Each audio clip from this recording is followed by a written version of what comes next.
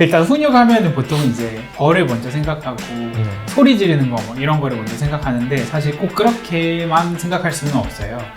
그 7가지 원칙, 7가지 원칙만 기억하시면 됩니다.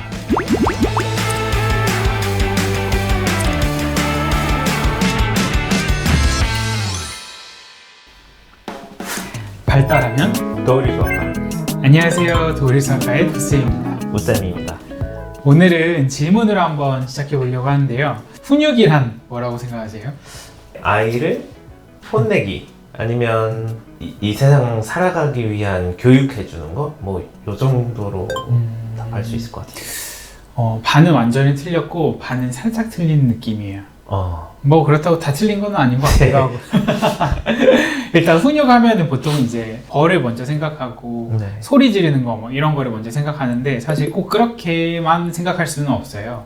훈육이라는 거는 사실 우리가 살아가면서 마땅히 따라야 되는 것들, 도덕적으로 하면 안 되는 것들, 스스로 옳고 그름 판단할 수 있는 힘 플러스 그 옳고 그름에 대해서 알려주는 과정을 훈육이라고 좀 정리할 수 있을 것 같아요. 훈육을 통해서 스스로 판단할 수 있는 힘을 길러주는 건 어떻게 가능한 건가요? 프로이트라고 들어보셨나요?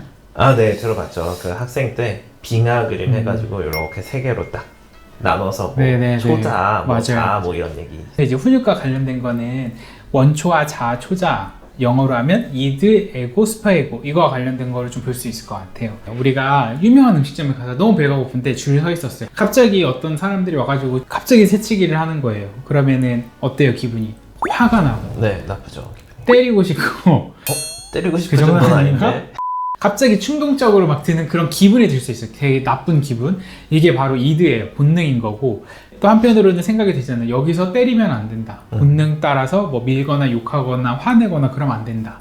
이게 바로 슈퍼에고인 건데 이 슈퍼에고를 옳고 그른 그 기준을 만들어주는 게 또 훈육의 하나인 거예요. 그럼 현실적으로 본능을 잘 표현을 해야 되죠. 그래서 도덕적으로 화를 내면 안 되고 때리면 안 되고 욕하면 안 된다는 거와 이 사람들한테 뭐라고 하고 싶다는 그 사이에서 중재를 하는 거죠. 그 사람한테 저 이게 줄인데 혹시 못 보셨나요? 라고 말을 하는 방법이 있을 수도 있고 아니면 주인한테 저희가 먼저 왔는데 여기 앞에 사람들이 그걸 모르고 쓴 것 같아요. 주인을 통해서 말할 수도 있고 이런 식으로 중재하는 그 과정을 찾아내는 힘을 길러주는 게 바로 이제 에고, 자아를 길러주는 과정이에요. 실제로 좀 어떻게 훈육해야 되냐 이거에 대해서 좀 얘기해. 훈육할 때는 이제 크게 한 가지 원칙을 좀 생각하시면 좋아요. 영어로 act 플러스 알파. act 같은 경우에는 약자인데 a는 acknowledgement예요. 그래서 우리 아이가 어떤 행동을 했을 때 잘못된 행동일 때 그 행동을 하는 이유가 있겠죠. 의도나 원칙을 먼저 알아주는 겁니다.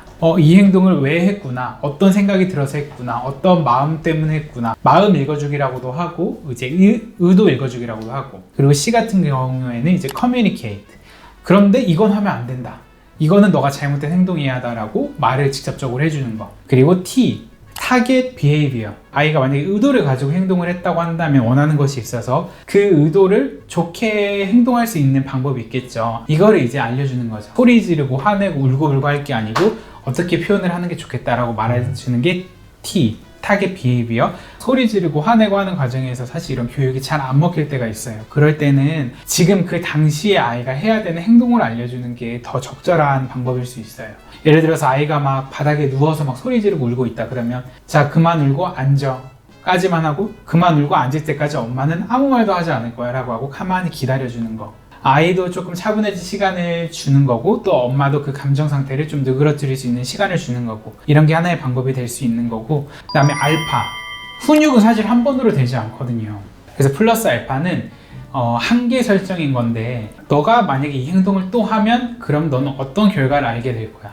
뭐 놀이공원이라고 한다면 너는 또다시 이 행동을 하게 되면 우리는 집으로 가는 거야 라고 해서 혼내자마자 바로 하는 게 아니고 일단은 그게 잘못됐다는 걸 알려주는 게 첫 번째로 훈육하는 과정, 그리고 또다시 행동을 하면 넌 어떻게 될 거야 라고 해서, 그래서 플러스 알파인 거예요. 엄마 입장에서 싫을 때가 있거든요. 이렇게 돈을 들여서 입장료까지 다 내고 왔는데 집에 가는 것도 아깝고 다음에 한 번만 더 하면 다음에 한 번만 더 하면 이런 식으로 되게 되면 이 훈육이라는 계속 아이한테 잘 들어가지 않을 거기 때문에 한 번 이렇게 한계 설정을 했다거나 아이한테 말했다고 한다면은 꼭 지키는 게 필요합니다. 그래도 아직은 조금 어려워요. 조금 더 간단하고 편한 예시 속에서 얘기해 주실 만한 게 없을까요? 액타를 항상 혼내는 과정에서 우리가 부처도 아니고 항상 생각할 수는 없죠.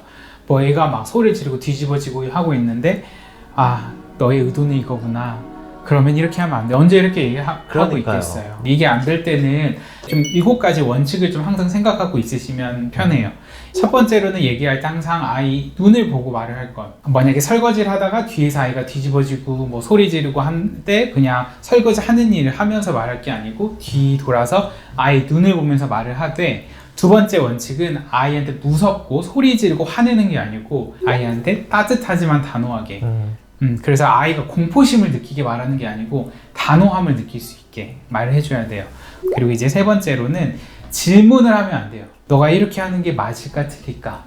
너가 사람을 때리는 게 맞을까 틀릴까? 사람을 때리는 건 틀린 거죠. 훈육하는 과정에서, 지시하는 과정에서는 명령어로 끝나야 돼요. 이제 네 번째로는 아이가 계속 집중하지 않거나 잘 못 알아듣는 것 같다거나 아이가 소리 지르라고 듣고자 하는 의지가 없다 하면 말씀하신 걸 다시 한번 따라하게 해보는 거예요. 금방 아빠가 뭐라고 했지? 지시를 정확하게 습득했는지 확인하는 방법. 그리고 이제 다섯 번째는 지시는 최대한 단순하게 하는 거예요. 그래서 단순하게 하는 그 요령 중에 하나가 시간이나 횟수 제한을 두는 거거든요. 3분 안에 뭐를 정리하자. 거를 뭐 몇 번까지만 할 수 있어. 숫자로 딱 말을 해주는 게 중요하고, 시계가 있다고 하면 시계 반을 여기 올 때까지만 너는 무엇을 할 거야. 시간 제한을 하는 게 하나의 방법이고, 또 이제 여섯 번째로는 아이가 누가 들어도 따르지 않을 것 같은 거 있죠. 예를 들어 아이가 평소에 8시에서 9시 사이에 자는데 5시쯤 됐는데 이제 엄마가 너무 피곤한 거예요. 그래서 애를 빨리 재우고 싶으니까 빨리 들어가서 이제 잘 준비를 해. 그럼 애가 자겠나요? 그 말을 따르겠어요? 그러지 않겠죠. 아이가 따르지 않을 법한 지시는 애초에 하지 않는 거.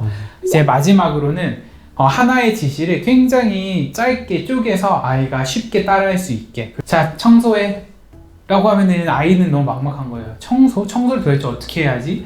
그보다는 이제 단계를 쪼개서 우리 5분 안에 이 장난감을 여기 상자에 다 넣어보자 해서 이제 보여주고, 아이가 상자를 다 넣으면 자, 상자에 다 넣었지. 그럼 이제 다음번엔 이 옷들을 여기를 다 옮겨볼까? 그래서 그 옷들을 옮기는 과정. 이걸 다 수행하고 나면 다른 지시를 하시는 거죠. 이제는 옷을 옷걸이에 걸어 놓자. 하나하나 하다가 보면 아이는 한꺼번에 여러 가지를 할 수 있는 능력이 길러지게 될 거예요. 그리고 앞에서 말했듯이 시간 제한까지 같이 있다면 훨씬 더 수월하게 할 수 있을 거고, 사실 이 원칙은 특히나 ADHD처럼 행동 조절이 잘 안 되는 아이들한테 굉장히 잘 통하는 방법이기 때문에 일반적으로 알고 계시면 굉장히 큰 도움이 될 것 같아요. 벌에 관련돼서도 또 칭찬은 어떻게 하는 게 효과적인지 자세한 내용은 다음번에 좀 더 디테일하게 다뤄보죠. 혹시 도쌤만의 이제 훈육의 꿀팁이 있다. 뭐가 있을까요? 저는 우리 아이가 계속 울잖아요. 그냥 멍 때려요. 약간 다른 데 바라보고 잠깐 멍 때리면서 기다리고 있으면 그냥 아이 우는 게 약간 백색 소음처럼 들리기도 하고 조금 감정이 누그러지거든요. 그때 훈육을 하는 게 좋을 것 같다고 생각이 됩니다. 네, 중요한 꿀팁인 것 같아요. 네, 7가지 원칙만 기억하시면 됩니다.